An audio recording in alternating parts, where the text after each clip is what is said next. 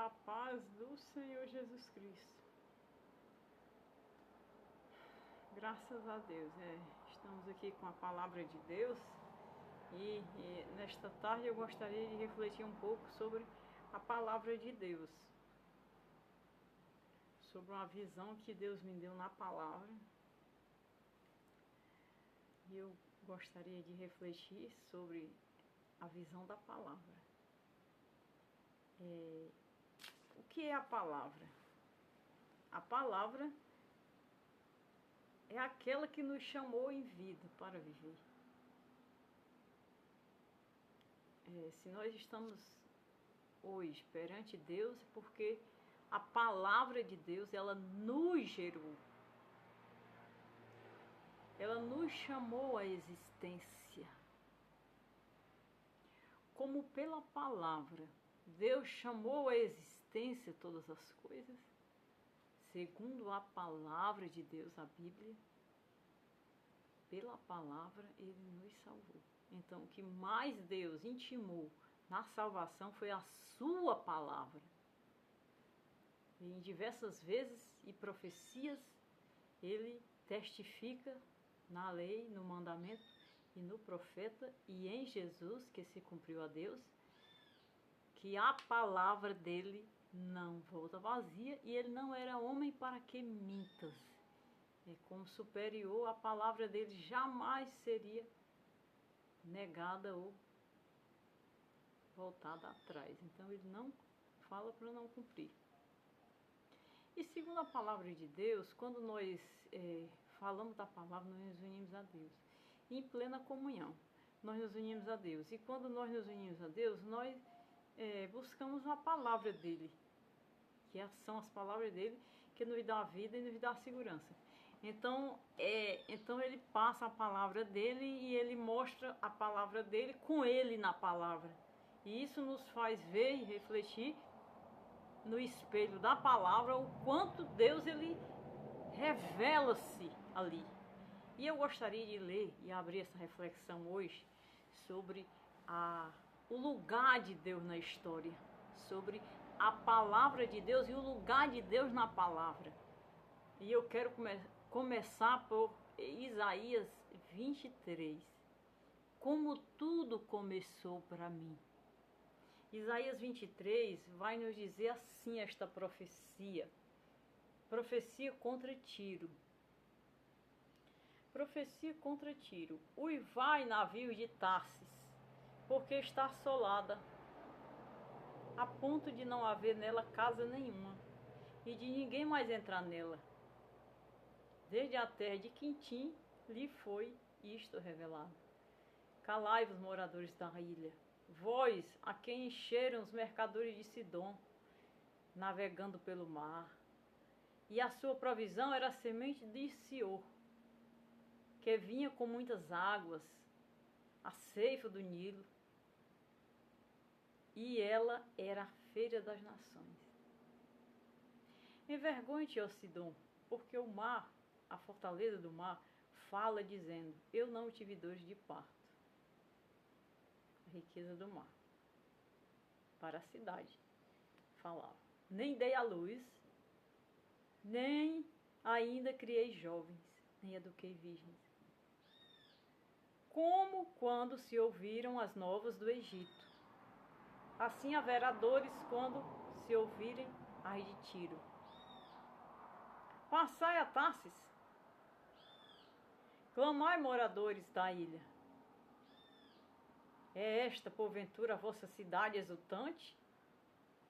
Cuja origem, a vossa cidade exultante, cuja origem é dos dias antigos?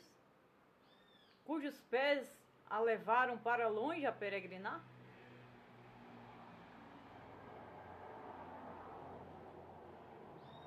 Quem formou este desígnio contra Tiro? Distribuidora de coroas, cujos mercadores são príncipes e cujos negociantes são os mais nobres da terra. O Senhor dos Exércitos determinou este desígnio para abater o orgulho e a vaidade e para humilhar os mais nobres da terra. Passa como Nilo pela tua terra, ó filha de Tarsis. já não há quem te restrinja. Ele estendeu a sua mão sobre o mar e fez tremer os reinos. O Senhor deu ordem contra Canaã para que se destruísse as suas fortalezas. E disse: nunca mais exultarás de alegria, ó oprimida virgem, filha de Sidom. Levanta-te e passa a Quitim, e ainda ali não terás descanso. Vede a terra dos caldeus, ele falando na profecia. Ainda este povo não era povo. A Síria fundou para que os moradores no deserto. A Síria afundou para os que moravam no deserto. Levanta as tuas fortalezas e edifica os teus palácios, porém converte em ruína. Uivai navios de Tarsos, porque está destruída a vossa fortaleza. Naquele dia Tiro será posto em esquecimento. Por 70 anos, conforme os dias de um rei. Porém, no fim de 70 anos, Tiro cantará como uma prostituta. Toma a harpa, rodeia a terra, ó prostituta, entrega o esquecimento. Faça doces melodias, canta muitas canções para que haja memória de ti. Porque será o fim de 70 anos que o Senhor visitará Tiro. E ela voltará à sua ganância, e prostituirá com os reinos que há sobre a terra. E o seu comércio e a sua ganância serão consagrados ao Senhor. E prostituta. Não se entesourará, nem se fechará, mas o seu comércio será para os que habitam perante o Senhor, para que comam até se saciarem e tenham vestimentas duráveis. Eis que o Senhor esvazia a terra e a desola, transtorna as superfícies e dispersa os moradores. E o que suceder ao povo, assim sucederá ao sacerdote, ao servo como ao senhor, à serva como à senhora, ao comprador como ao vendedor, ao que empresta como ao que toma emprestado, ao que dá consura como ao que paga consura. De todos se esvaziará a terra, e de todos será saqueada, porque o Senhor pronunciará este mal. A terra pranteia e se murcha, o mundo enfraquece e se murcha, enfraquece os seus mais altos do povo da terra. Na verdade, a terra está contaminada por causa dos seus moradores, porquanto tem transgredido as leis, mudado os estatutos e quebrado as alianças. Por isso a maldição tem consumido a terra, os que habitam nela são desolados. Por isso são queimados os moradores da terra, e poucos homens restam. Perdeu-se o vinho, enfraqueceu a videira, e suspiram todos alegres de coração. Cessa o folguedo dos tamboris, acaba o ruído dos que exultam, e cessa a alegria da harpa. Com canções não beberão vinho. Com bebida forte será amarga para os que beberem.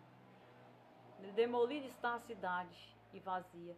Todas as casas fecharam-se. Ninguém pode entrar. A lastimoso clamou nas ruas por falta do vinho. Toda a alegria se escureceu. Desterrou-se o gozo da terra. Na cidade só ficou a desolação. A porta ficou reduzida a ruínas. Porque assim será o interior da terra, no meio deste povo. Como sacudida a oliveira e como o rabisco quando estava acabada a vidima. Aleluia, glória a Deus. Essa profecia, ela veio para a cidade de Tiro. Tiro era uma cidade extremamente rica e poderosa no comércio. Salomão foi um dos grandes líderes e comerciantes que contribuiu para o crescimento desta cidade. Esta cidade, ela tinha um forte comércio marítimo. E a narração da canção, essa profecia parece uma canção envolta em um enigma. Então você tem que parar para ler com cautela e tem que parar para ler com muita meditação, com muito cuidado. Então ela tem uma versão que na verdade não estava incluído sobre a chamada do povo. Porém, Tiro foi uma descrição profética para o povo da sua própria cidade e do seu próprio comércio, porque Deus liderava sobre todas as nações. Então aquela cidade ela crescia e o valor da cidade era muito grande e muito alto, porque era comercial. Todas as coisas mais valiosas das nações eram levadas ao comércio de Tiro. E lá só durava o tempo dos príncipes. Os anciões não tinham esse comércio, essa vida, essa legalidade dentro de Tiro. Então, dentro dela existia uma iniquidade. O passo a passo nos traz diversas mudanças, diversas curvas que Deus vai lendo na profecia e dizendo o que ela vai se tornar, de onde ela veio, o que na verdade acontece. O mar, a riqueza do mar chegava lá para ser comercializado. Então ele trata na linguagem divinal e na linguagem poderosa a diferença e a baldeação de Tiro ante os tempos e ante as épocas. Porém, esse Tiro de Isaías, a cidade de Tiro, era uma cidade comercial e ameaçadora. Agora nós vamos ler o Tiro da qual eu quero falar mesmo, que é a cidade de Ezequiel 28 e o verso 11. Essa é a profecia que eu gostaria de expressar e continuar a reflexão sobre o domínio da palavra de Deus. Diz assim a palavra: veio a minha palavra do Senhor, dizendo: filho do homem, levanta uma lamentação sobre o rei de Tiro e diz-lhe: assim diz o Senhor, tu eras o selo da medida, cheio de sabedoria e perfeito em formosura. Estiveste no Éden, jardim de Deus, de toda a pedra preciosa eras a tua cobertura, sardônica, topázio, diamante, turquesa, ônix, jaspe, safira, carbúnculo, esmeralda e ouro. Em ti se fazia os teus tambores e os teus pífanos, no dia em que fostes criado, foram preparados. Tu eras o querubim, ungido para cobrir, e te estabeleci. No monte santo de Deus estava, no meio das pedras aforjeadas andavas. Perfeito era nos teus caminhos, desde o dia em que fostes criado, até se achou iniquidade em ti. Na multiplicação do teu comércio, encher o teu interior de violência, e pecaste, pois te lancei profanado do monte de Deus, e te fiz perecer ao querubim cobridor do meio das pedras aforjeadas. Elevou o teu coração por causa da tua formosura, corrompeste a tua sabedoria por causa do teu resplendor, por terra te lancei, diante dos reis te pus para que olhem para ti. Pela multidão das tuas iniquidades, pela injustiça dos teus comércios, profanaste os teus santuários. Eu, pois, fiz sair do meio de ti um fogo que consumiu e te tornei em cinza sobre a terra. Os olhos de todos os que te veem, todos os que te conhecem, entre os povos estão espantados de ti. Em grande espanto te tornaste e nunca mais subsistirás. Uma foi a profecia do comércio de Tiro. Outra foi essa profecia. Essa profecia ela não está destinada a uma situação econômica, ela não está destinada a uma situação de contato humano que Deus pudesse até aqui, Ezequias, o profeta, ter tido aqui. Então, ela não é para aqui. Ela está referida a Tiro e ela realmente vai para Tiro, porque Tiro era a maior cidade que havia comercial nos tempos do povo de Israel. Então, essa profecia, ela vai para Lúcifer. Então, ele é colocado nessa profecia como a cidade de Tiro. E nessa profecia, Deus se revela destituidor de algo que ele tanto adornou e tanto valorizou. Por esta profecia de Tiro em Ezequiel, nós chegamos à conclusão da grande guerra que Deus traçou e que Deus teve em mãos diante de si para destituir ao poder das trevas e continuar Deus dominador e criador.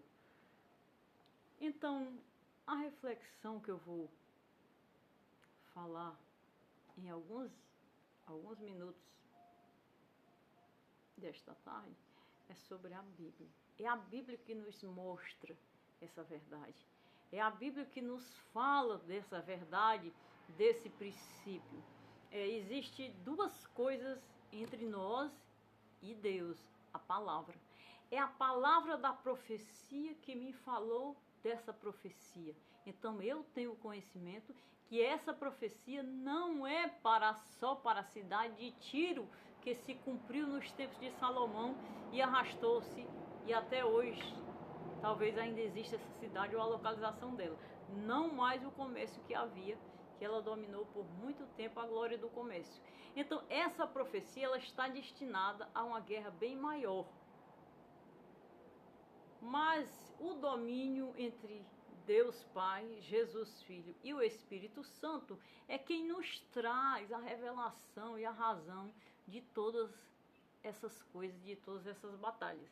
Então, quando nós saímos dessa destituição, quando nós temos o conhecimento do que Deus deu para Tiro como cidade e como tirar Tiro da história e colocar o Jardim do Éden, como que Tiro, a cidade de Tiro, teve acesso ao Jardim do Éden. Então essa profecia não é para Tiro, essa profecia é para quem foi destituído da glória de Deus. Quem passou no Éden foi Adão. Então essa profecia ela vem para Adão. Mas antes de Adão já houve uma destituição. E frente a essa destituição existiu o jardim. E existiu a palavra de Deus. Deus, ele destituiu o que não podia mais suportar. Glória. Ele destituiu glória. E a glória que ele destituiu está nesta profecia. E essa profecia ela está referida a alguém que ele destituiu. Está aqui a palavra. Isso nos dá sentido a saber a origem de todas as coisas. Como todas as coisas se geraram. Como nós estamos aqui hoje. E o que nós precisamos fazer para a vida ter razão e ter destino certo. E segurança para os nossos pés. Além do amanhã na sepultura. E de uma vida reta, direita diante de Deus. Então ele falava com alguém nessa profecia. Ezequiel. Quando ele se refere a Isaías, era o comércio da cidade nos tempos de Israel, do rei Salomão. Mas a essa profecia de Ezequiel, onde o povo estava no cativeiro, cativo, ele está se referindo a alguém que foi destituído e foi reflexo no Éden. O Éden, quando se fala do Jardim do Éden, se fala de criação, de qual e por que Deus gerou, Deus criou. Então, se você lê essa profecia, você encontra Deus destituindo alguém que ele criou, mas que não era Adão e Eva, era alguém maior e mais excelente. Porque todas as pedras preciosas que estão nessa profecia estão nos muros da cidade de Jerusalém e está em divindade. Ele não está falando aqui desse valor dessas pedras, as que nós temos aqui, conseguimos ver com o olho. Ele está falando da divindade, do valor de cada uma. E que ela está constituída na cidade de Jerusalém, lá no livro do Apocalipse. Todas elas vão estar lá, construindo a cidade. Então, quando essa palavra ela vem revelada, é para nos mostrar porque o Éden foi constituído e porque o Éden teve Adão e Eva. O que somos? O que Deus quer e quis e fez por nós? Ele não quer, ele fez. Deus, Pai, Jesus, Filho e Espírito Santo. E estamos dentro desta graça. Então isso nos dá sentido de pensar, de buscar, de refletir, de saber por que ele fez o Éden. Por que ele falou com Ezequiel e com o povo? Porque o povo estava em miséria, meus irmãos. Esse povo estava extremamente amargurado, confuso, perplexo, sem nada poder fazerem para ter evitado cair nas garras de Nabucodonosor e ir para o cativeiro de Babilônia. Então Deus entra e fala com o principado que o povo não venceu para cumprir a lei, que o povo não suportou sem adorar o bezerro de ouro que ele oferecia, sem sair dos montes e levar a idolatria pagã para os montes, levantando a ira ao Deus vivo. O erro do pecado contra a lei de Deus levou a nação e a cidade a ser destruída. Então a amargura do povo nesse cativeiro foi plena e muito difícil. Então o profeta Ezequiel vem cheio do Espírito Santo e Deus lança o desabafo da maior razão, porque gerou o Éden, gerou o jardim, Adão e Eva. Por que se gera? Todos nós somos sucessores de Adão, mas em Cristo somos salvos pela a bondade de Deus de nos resgatar. Então o que ele faz? Ele profetiza para Tiro, para que o povo tivesse visão e o povo tivesse um norte do que seria Tiro e de com quem ele gostaria de falar. É claro que talvez o povo não teve o norte que nós temos, que estamos no tempo da graça, que temos o Cordeiro, que temos o Espírito de Deus, Jesus em nossas vidas. Mas já que nós temos hoje a graça, vamos meditar como verdadeiramente essa profecia é. Então essa profecia ela trata justamente a razão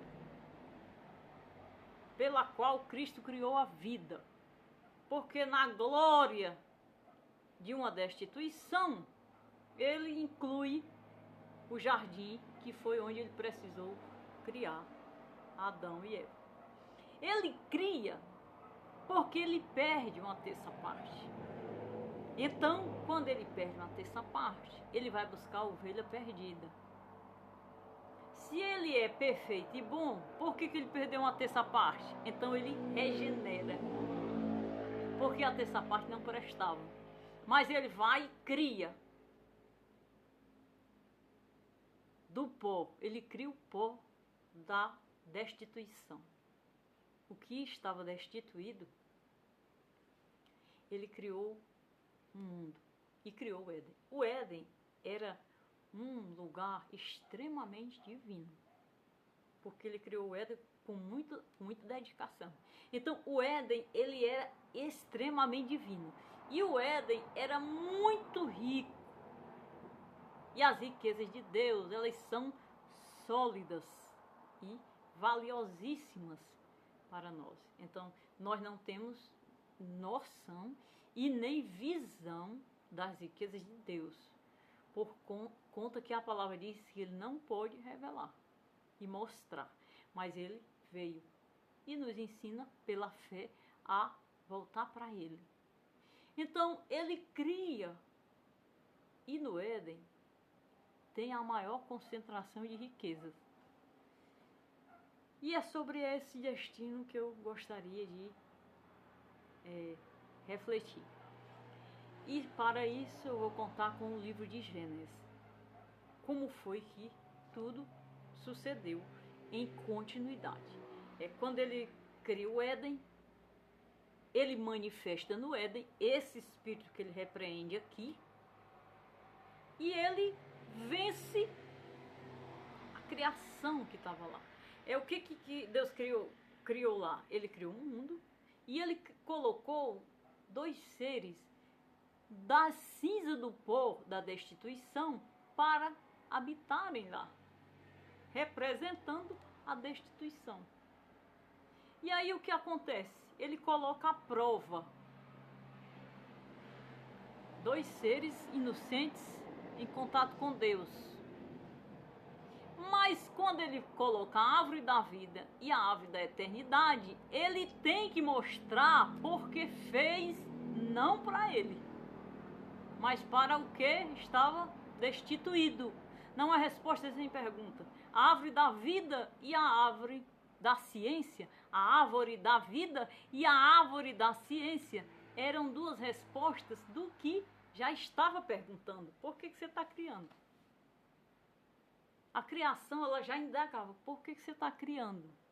Então tinha o quê? A árvore da vida eterna, porque ele tinha vida eterna e tem, e a da ciência que explicava tudo porque ele estava criando.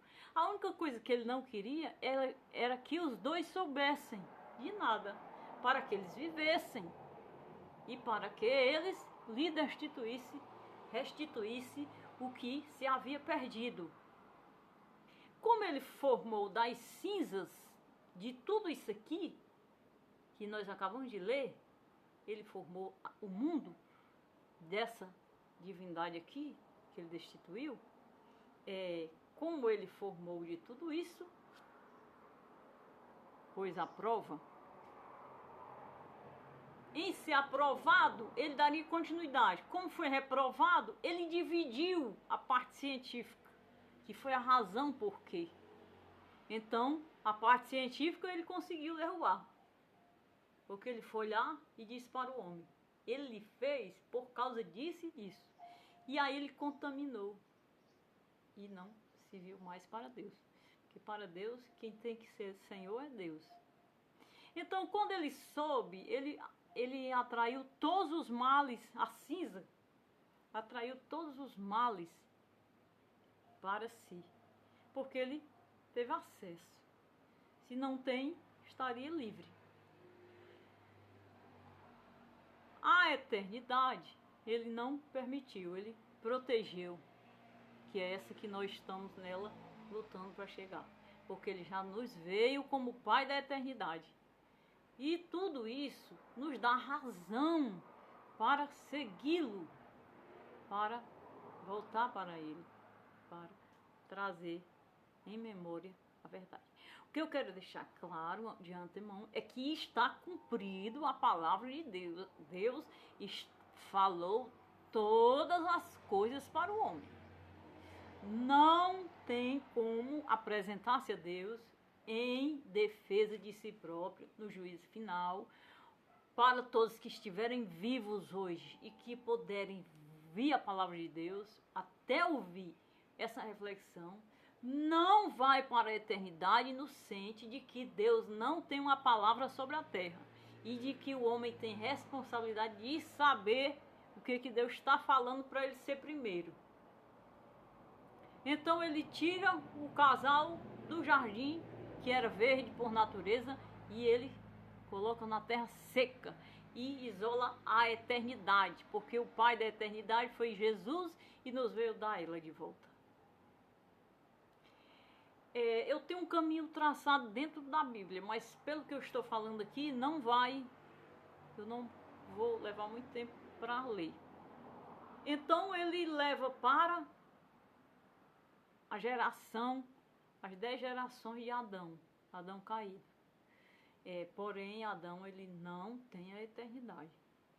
E quando Adão cai, ele leva um desequilíbrio, tanto de formação, de criação, como de tudo, de tempo, de estatura, ele leva muito desequilíbrio para a queda.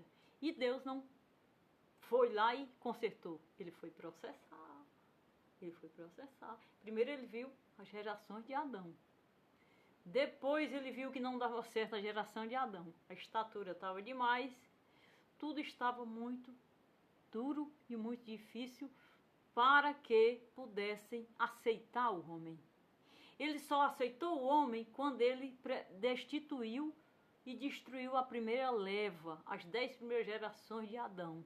E em Noé foi que ele restituiu a reconciliação e a aceitação do homem, quando Noé lhe apresentou o sacrifício de todos os casais de animais que ele levava na arca, e quando assou a carne no fogo, o cheiro da carne subiu às narinas de Deus, a Bíblia diz, e Deus se agradou e aceitou o homem e disse: o homem vale a pena viver, eu vou continuar com o homem. Agora vamos o tirar dessa ignorância que ele caiu e dessa ferocidade.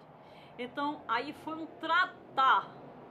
Ele trata da estatura ao entendimento do homem, para trazer o Pai da eternidade, para devolver a eternidade para o homem. Depois das 10 gerações, chega Noé saindo da arca com a criação para refazer-se após as águas do dilúvio. As águas do dilúvio, quando baixa, que Noé sai com a sua família. E eles habitam 4 ilhas da terra, que é onde nós vamos começar a ler agora para saber como tudo começou.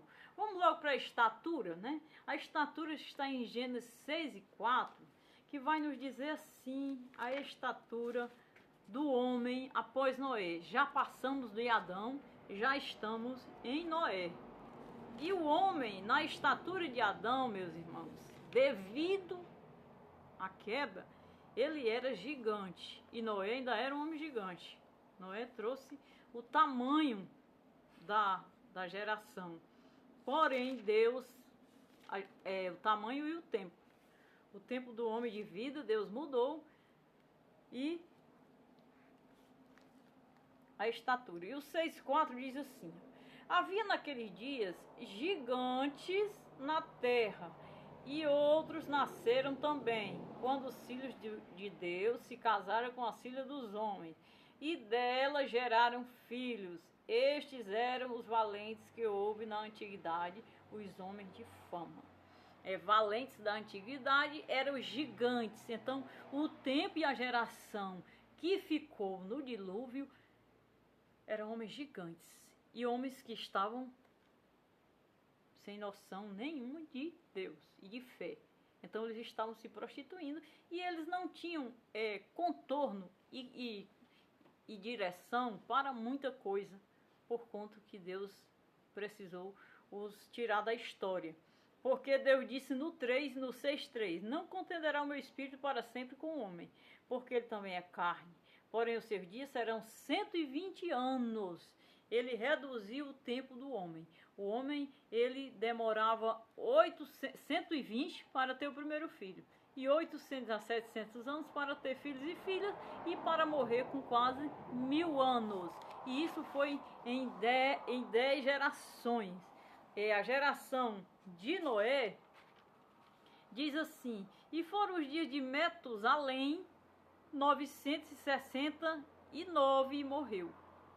E viveu Lameque 182 anos e gerou um filho, o qual chamou Noé, dizendo: este nos consolará acerca das nossas obras e do trabalho de nossas mãos, por causa da terra que o Senhor amaldiçoou.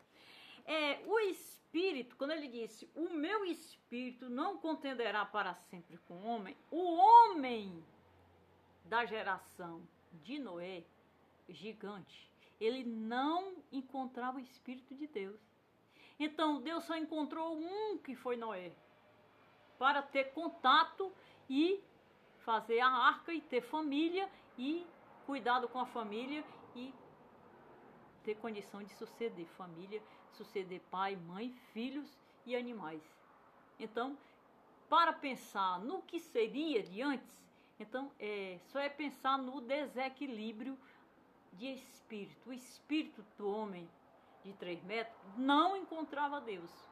O espírito do homem que concebia após 120 anos e depois de 800 anos voltar a conceber, não dá nem para nós termos como analisar uma história dessa. Porque o homem, ele mudou o homem para 120 anos e ele destruiu tudo que não entrava no espírito com o espírito dele. Houve salvação? Houve que Enoque foi salvo, transladado, pelo que a palavra diz. Porém, aquele homem, ele não conectava o Espírito Santo. Ele não conectava. Deus reduziu para 120 e Deus reduziu a estatura, porque Noé tinha 3 metros. Um homem de 3 metros, ele descendeu a altura. É genética. Era a mesma coisa. Então, Noé, ele sai com a família e Deus diz, eu não vou contender com o homem, porque nenhum ia ouvir ou obedecer. Então, ele destrói a primeira geração, que foram 10 gerações. O Éden, ele tinha 4 braços de rios: Pison, Gion, Idequel e o Eufrates. Se não for Idequel, é outro nome. Deixa eu dar uma olhadinha aqui. Pison, Gion, Idequel e o Eufrates. Hoje não é Idequel. Então, os braços de rio que dividiam o jardim nos faz entender a dimensão do jardim. Quando Deus tira o homem para o dilúvio, que as águas baixam, então ficou as partes secas e as partes arborizadas da vegetação. Nessa leva, nós marcamos o jardim pelos rios. Porque o Éden era o lugar mais valioso que tinha na terra. Então, quando as águas baixam, o Éden fica debaixo das águas. Existiam apenas 4 ilhas, que é o que eu vou dar continuidade à leitura da Bíblia, para que tudo seja feito na Bíblia. Então eu li a estatura do homem, que a estatura do homem era gigante. E as gerações de Sete, aí foram Adão, Sete, Enos, Cainã, Malalel e Arade, Enoque, Metusalém, Lameque e Noé. E o estado da terra para gerações vem em 5, 28 e 29. Qual era o estado da terra? Diz assim, eu acabei de ler. O qual chamou Noé, dizendo, este nos consolará acerca de nossas obras, do trabalho das nossas mãos, por causa da terra que o Senhor amaldiçoou. A terra estava em situação de maldição. A terra estava amaldiçoada. Quem reaveu a terra? Noé. Noé reaveu a terra. Quando Deus aceitou a sua oferta. O estado espiritual da terra, o 6:11, diz assim, vamos continuar confirmando aqui. A terra, porém, estava corrompida diante da face de Deus e encheu-se a terra de violência. Ou seja, a terra estava amaldiçoada, a terra tinha violência. E Deus cumpriu a transfiguração em Noé, a transformação. As águas do dilúvio levaram a metade da terra. Gênesis 6:12 diz a mesma coisa. E viu Deus a terra, e eis que estava corrompida, porque toda a carne havia corrompido o seu caminho sobre a terra. É a estatura, e aquele homem da geração de Noé era o homem que tinha caído. Era a descendência do que estava caído. Então, ele estava cheio de falhas. Até em tudo, assim, no tempo de vida, ele vivia quase 1000 anos. Então, tudo isso foi muito estranho, foi muito desprezível. Eu acredito que essas 10 gerações, elas ficaram assim, desoladas, desprezivelmente, de qualquer acesso a Deus. Quando Deus diz, meu espírito não contenderá mais, ou seja, a gente já sente que Deus vinha numa luta para entrar, para ter um homem, encontrar um homem que tivesse fé, que tivesse temor, que tivesse humildade, que se sentisse menor que Deus, e só encontrou essa fé em Adão, em Noé. Então, quando Noé obedece, em tudo, Deus cumpre a promessa da destruição de todos, porque Deus ali não agia. Então, além da maldição, ela estava cheia de sangue e aquilo não era como que Deus queria para o homem. O que Deus queria para o homem numa situação daquela era justamente arrepender de ter feito o homem, porque ele não tinha contato. Então, se ele não tinha contato de direção, ele estava arrependido e a obra não estava na mão dele. E se não estava na mão dele, eles estavam transformados em feras, ferozes, endemoniados, pessoas extremamente impossíveis de uma sociedade, de uma divindade, de um amor, de um temor. O dilúvio, né, se cumpre no 6:13. Então disse Deus a Noé: o fim de toda a carne é vindo perante a minha face, porque toda a terra está cheia de violência, e eis que os desfarei da terra. Por que eu estou lendo e falando? Porque faz parte da razão pela qual Deus criou o homem. Crer significa acordar para o que somos, e por que somos, e por que estamos. Então, quando você desperta que é só uma criação de Deus, que você é só um mordomo que passa, você tem que saber, enquanto é vivo, é a razão pela qual lhe trouxe aqui, para você não achar a vida tão vaga, tão vazia, e dizer, a gente não sabe por que acorda, por que dorme, por que vem, por que vai, e se torna... Então, tudo isso é levado em conta para que você conheça o valor que Deus lhe deu em vir, porque Cristo veio como o Pai da eternidade, para dar a salvação e para resgatar a alma do homem. Aí a decisão divina para a terra está no 6:4, que eu acabei de ler, e a restauração. A restauração está em Gênesis 8, 20, 21 e 22. A restauração é justamente ele aceitar o holocausto de Noé, ele aceitar reaver a terra e abençoar através de Noé. Diz assim, o 20 e 21. E edificou Noé um altar ao Senhor e tomou de todo o animal limpo e de toda a ave limpa e ofereceu holocausto sobre o altar. Isso aqui foi a reconciliação de Deus com a terra e com Noé.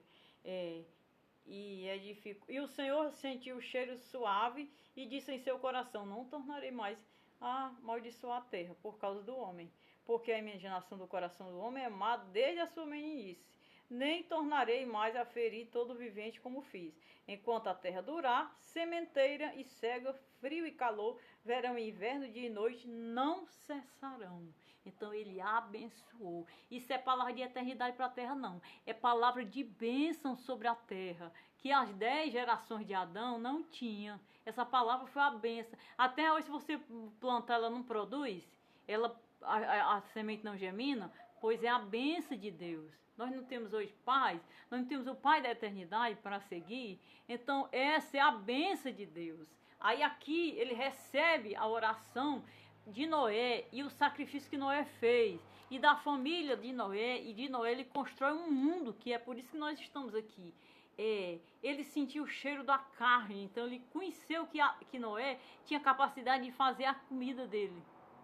Tinha capacidade de abrir o animal, limpar, assar e se alimentar. E não pegar um animal com pena e tudo, jogar em cima das brasas, assar e comer com toda a fressura do animal. Então isso ficava para um povo que não dava espaço para o Espírito Santo ensinar.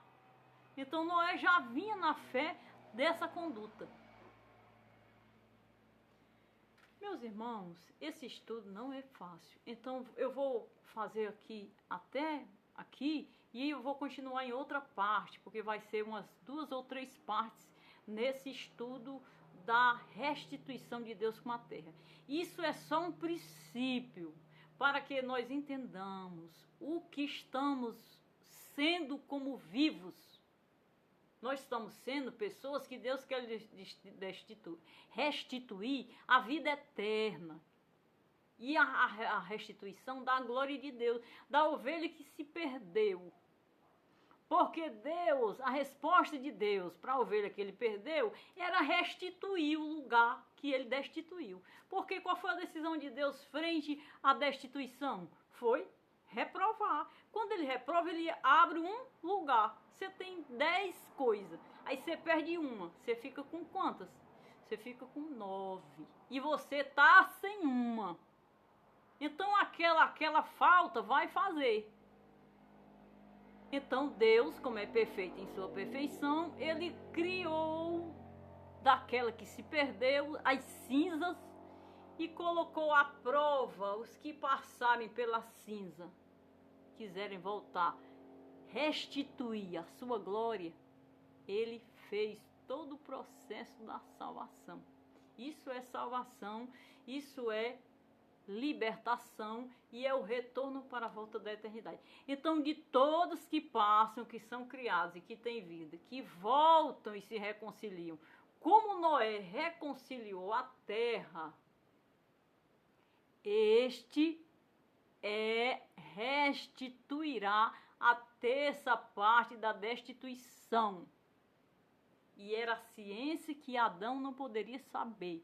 Porque se ele não sabe, nós estaríamos sendo restituídos sem necessidade de guerra, de rebelião, de desobediência, de processo de condenação. Nós estaríamos em paz, estaríamos já desfrutando de glória. Então, no processo é que vai nascer a redenção e a restituição. Quando ele restituir o que ele destituiu, então silencia-se tudo e toda essa guerra vai para o livro do esquecimento.